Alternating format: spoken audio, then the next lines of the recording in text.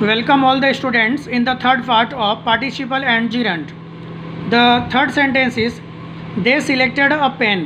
उन्होंने एक पेन को सिलेक्ट चुना था. देखो एक क्रिया तो दे दिया है इसलिए टेंस का नियम तो लगेगा नहीं. उन्होंने एक पेन को चुना था. अब डेकोरेट यानी सजाना. तो बड़ा सजती हुई पेन को चुना था कि सजाए हुए पेन को चुना था. तो हम लोग सजी हुई चीज़ें लाते हैं ना. तो पेन के सजने का कार्य क्या हो गया था? पूरा हो गया था. अब पेन डेकोरेट करेगा कि किया जाएगा? किया जाएगा. तो पैसिव वॉइस हो गया. तो यहाँ पर बीन आ जाएगा और वर्ब का थर्ड फॉर्म. तो पहले हमने यहाँ पर ले लिया बीन. अब यहाँ पर वर्ब दिया डेकोरेट, तो हम डेकोरेट का थर्ड फॉर्म ले लेंगे और हो गया डेकोरेटेड. तो हमारा यहाँ पर फॉर्म हो गया been decorated. Days time never returns.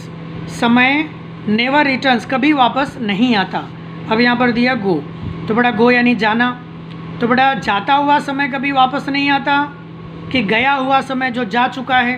तो बड़ा जो बीत गया है, जो जा चुका है, जिसकी जाने की क्रिया पूरी हो गई है, तो हो गया पास्ट पार्टिसिपल. तो यहाँ पर गो का थर्ड फॉर्म ले लेंगे और गो का थर्ड फॉर्म होता है बड़ा गो. अब उसी तरह से देखिए पैसिव वॉइस में बड़ा कोई भी किसी भी प्रकार का हम वाक्य बना रहे हैं और अगर उसका पैसिव वॉइस है तो पैसिव वॉइस में हमेशा पास्ट पार्टिसिपल का रूप यानी वर्ब का थर्ड फॉर्म लगाया जाता है. The road was days last night. देखो यहाँ पर वाज आ गया. सड़क था लास्ट नाइट. अब रिपेयर यानी बनाना. तो बड़ा सड़क बनाता है कि बनाया जाता है? बनाया जाता है किसी के द्वारा.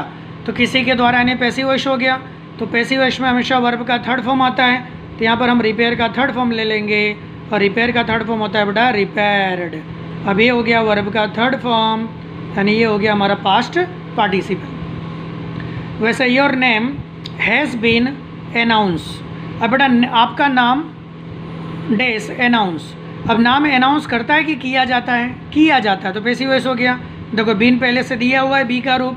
अब पैसिव वॉइस है तो वर्ब का थर्ड फॉर्म आएगा. तो यहाँ पर अनाउंस का थर्ड फॉर्म ले लो बेटा. तो अनाउंस का थर्ड फॉर्म हो गया अनाउंसड. तो हमारा आंसर हो गया your name has been announced. आपके नाम का घोषणा किया जा चुका है. A new book should have been display. अब डिस्प्ले यानी दिखाना. तो बड़ा बुक दिखाता है कि दिखाया जाता है? तो बड़ा दिखाया जाता है. तो ये भी पैसिव वॉइस हो गया. तो हम यहाँ डिस्प्ले का थर्ड फॉर्म ले लेंगे और डिस्प्ले का थर्ड फॉर्म होता है डिस्प्लेड. तो यहाँ हो जाएगा a new book should have been displayed. ये भी हो गया वर्ब का थर्ड फॉर्म. तो ये भी हो गया पास्ट पार्टिसिपल. अब हम तीसरे प्रकार की तरफ आएंगे. तीसरे प्रकार का नाम है बेटा परफेक्ट पार्टिसिपल, जिसे हिंदी में कहा जाता है बेटा पूर्ण कृदंत. अब ये पूर्ण कृदंत क्या होता है? लंबी चौड़ी परिभाषा है, ध्यान से सुनिएगा.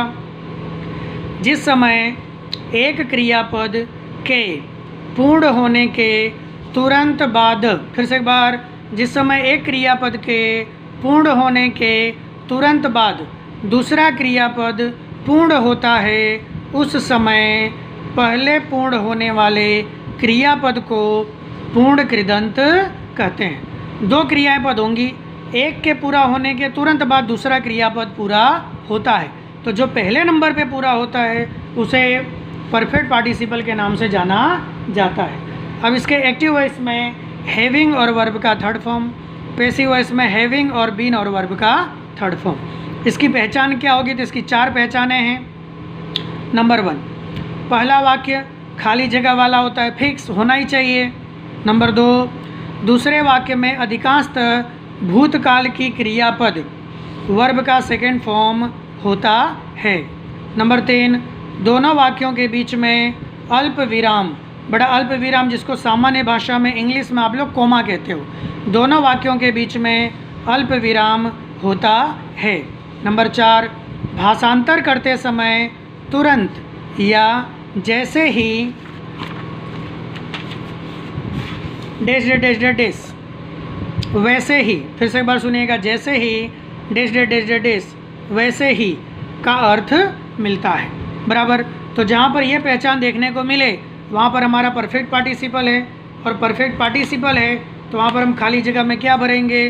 तो अगर एक्टिव वॉइस होगा बेटा तो हैविंग के साथ वर्ब का थर्ड फॉर्म.